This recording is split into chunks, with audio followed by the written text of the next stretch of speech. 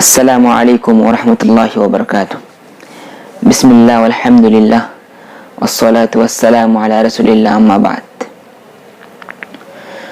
جو ایک فرقہ پرست جماعت کی لیڈر کی طرف سے ایک بیان آیا ہے کہ ہندوستان میں قرآن پر پابندی ڈال دی جائے، ایسے بیانات پہلے بھی آئے ہیں اور آتے رہے ہیں۔ کوئی کہتا ہے اگر ہم چاہتے ہو تو نعوذ باللہ قرآن پر پابندی لگا دو۔ میں اسی سلسلے میں آپ کے سامنے کچھ باتیں عرض کروں گا۔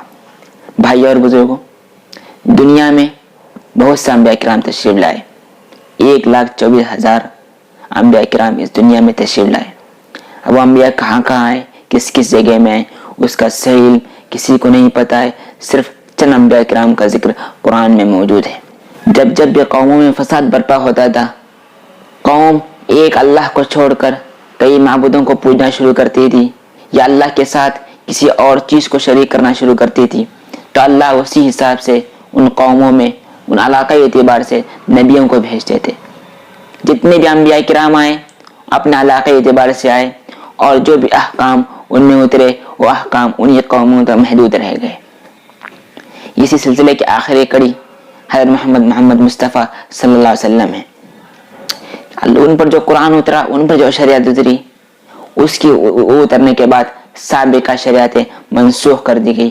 البتہ جتنے بھی ان پر احکام نازل ہوئے، جو بھی ان پر صحیفے یا قرآن نازل ہوئے، ان پر ایمان لانا تو ہمارے لیے ضروری ہے، ان کا انکار نہیں کیا جا سکتا، ان کا انکار مشرک ہے۔ مگر ان میں جو احکام نازل ہوئے تھے وہ احکام نبی کریم صلی اللہ علیہ وسلم کے آنے کے بعد اور قرآن کے اترنے کے بعد منسوخ کر دیے گئے اور منسوخ ہو گئے۔ اور پچھلی شریعتوں میں جب بھی قرآن نازل ہوتا تھا، جب کوئی شریعت نازل ہوتی تھی تو اس کی حفاظت کی ذمہ داری خود انبیاء کرام پر، خود قوموں پر ہوتی تھی۔ مگر امت محمدیہ پر جو شریعت نازل ہوئی، جو قرآن نازل ہوا، اس کی حفاظت کی ذمہ داری خود اللہ نے لی ہے۔ انا نحن نزلنا الذکر وانا له لحافظون۔ بے شک ہم نے اس قرآن کو اتارا ہے اور ہم ہی اس کی حفاظت کریں گے۔ اس کی حفاظت کی ذمہ داری خود اللہ نے لی ہے۔ اس لیے کسی ایسے لوگوں کے بیان کے بہکاوے میں آنے کی ضرورت نہیں ہے، اور نہ ان بیان پر دھیان دینے کی ضرورت ہے، نہ ان بیان سے ہم کو افسوس ہونے کی ضرورت ہے، افسوس کرنے کی ضرورت ہے۔ اس لیے ہمارا ایمان اس بات پر ہے، ہمارا یقین اس بات پر ہے کہ اللہ نے جب کہہ دیا ہے تو ہم کو اطمینان ہے کہ اللہ اس کی حفاظت کرے گا۔ اگر ہم اس کے راستے پر چلیں گے، قرآن و حدیث کے راستے پر چلیں گے، تو اس کے صدقے سے ہماری بھی حفاظت کرے گا۔ ہماری بھی حفاظت، ہماری بھی عافیت اسی میں ہے۔ دنیا میں بہت بڑے بڑے 30 مارخاں ہیں، ان سے بڑے بڑے طاقتور لوگ آئے، انہوں نے قرآن کو مٹانے کے لیے، نعوذ باللہ، اور اسلام کو مٹانے کے لیے کیا کیا نہیں کیا، بہت بڑی بڑی کوششیں کی، مگر وہ خود تباہ ہو گئے، وہ خود برباد ہو گئے، ان کا نام لیوا آج کوئی نہیں ہے۔ تو میں آج چیلنج کرتا ہوں، جو بھی قرآن کو ختم کرنے کی نعوذ باللہ بات کر رہے ہیں، اسلام کو ختم کرنے کی نعوذ باللہ بات کر رہے ہیں، وہ اسلام کا بال بیکا نہیں کر سکتے، اور اسلام کا اور قرآن کا اور احادیث کا، شریعت محمدی کا، اسلام کا بال بیکا نہیں کر سکتے۔ بیانات دینے والے، ایسی کوشش کرنے والے خود ختم ہو سکتے ہیں، ہوں گے، مگر اسلام کا بال بیکا کوئی مائی کا لال نہیں کر سکتا۔ اگر نعوذ باللہ سارے پرنٹنگ پریس کو ختم کر دیا جائے، نعوذ باللہ جتنے بھی مساجد میں قرآن ہے اس کو جلا دیا جائے، ایسا ممکن نہیں ہے۔ اگر خدا نخواستہ ہو جائے، اس شر پر عناصر کر لے، تو اس کے باوجود بھی اسلام کو ختم نہیں کر سکتا، اس لیے کہ آج کے دور میں کروڑ لوگوں کے اور حفاظ اور علماء دین کے دلوں میں احادیث محفوظ ہے، اللہ کا کلام محفوظ ہے۔ یہ اللہ کا، یہ قرآن کا اعجاز ہے، یہ حدیث کا اعجاز ہے کہ اس کو ختم نہیں کیا جا سکتا۔ مٹانے والے، دعوے کرنے والے خود ختم ہو جائیں گے، ان کا نام لیوا کوئی نہیں رہے گا، مگر اسلام رہتی دنیا تک کے لیے ہے، قرآن رہتی دنیا تک کے لیے ہے۔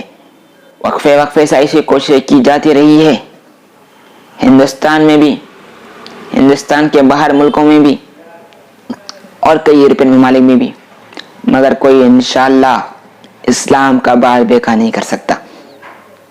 اسلام رہے گا, رہتی دنیا تک کے لیے رہے گا. اور اس ساری دنیا میں مسلمان انشاءاللہ قیامت تک ان کے مسجدوں اور محرابوں سے, ان کے مدارس سے, اسلامی مراکز سے, اسلامی اکیڈمی سے حی علی الصلاۃ, حی علی الفلاح اور لا الہ الا اللہ کی آوازیں بلند کرتے رہیں گے. کوئی ان کو ختم نہیں کر سکتا. کسی کی اتنی اوقات نہیں ہے کہ اس کو ختم کرے. اس لیے ایسے بیانات کی وجہ سے, ایسی باتوں کی وجہ سے ہم کو افسوس ہونے کی ضرورت نہیں ہے, مگر ایک ذمہ داری ہماری بھی بنتی ہے کہ آخر ایسے بیانات وہ کیوں دیتے ہیں, کیا چیز ہے کہ ان کو ایسے بیانات دینے پر ابھارتی ہے. ذرا ہم کو اس کی وجہ پر بھی سوچنے کی ضرورت ہے. ہم اپنے گریبان میں بھی جھانکیں, کیا کبھی ہم نے ان کے سامنے اس قرآن کو پیش کیا؟ کیا قرآن میں ان کے لیے کیا احکامات ہے؟ قرآن ان سے بھی چند جگہوں پر مخاطب ہے. قرآن ان سے کیا کہتا ہے؟ ایک امت اجابت ہونے کے ناطے ہماری کیا ذمہ داری ہے؟ کیا کبھی ہم نے اس پر سوچا؟ ہماری بھی ذمہ داری ہے. ادھر ہم بھی خطا کار ہیں, ہم بھی مسئول ہیں.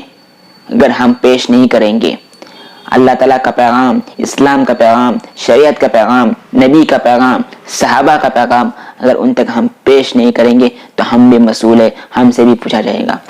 جتنے ذمہ دار وہ ہیں اس سے بھی زیادہ کئی ذمہ دار ہم ہیں.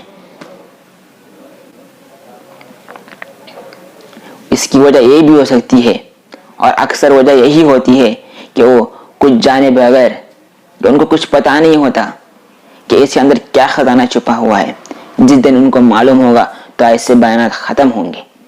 تو ہم کو ایسی چیزوں سے افسوس ہونے کی, مایوس ہونے کی ضرورت نہیں ہے.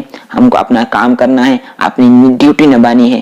داعی امت ہونے کی حیثیت سے ہماری کیا ذمہ داری ہوتی ہے, ہم ہماری ذمہ داری ادا کرنے والے. جس دن ہم اپنی ذمہ داری صحیح سے ادا کرنے کی کوشش کریں گے تو اعدائے اسلام, یہ یورپین ممالک جو اسلام کے بارے میں بڑے بڑے دعوے کرتے ہیں, اسلام کو ختم کرنے کے بارے میں, وہ ہمارا کچھ بال بکا نہیں کر سکتے. تو پھر انشاءاللہ وہ دن دور نہیں, پورے عالم اسلام پر, سارے دنیا پر اسلام کا جھنڈا لہرائے گا. اسلام کا جھنڈا لہرائے گا. اسلام کے احکامات نافذ ہوں گے, شریعت محمدی کے احکامات نافذ ہوں گے. وہ دن دور نہیں. یہ تو دعا ہے کہ اللہ تعالیٰ اس میں ہمیں بھی حصہ دار بنائے, آپ سب کو بنائے. السلام علیکم.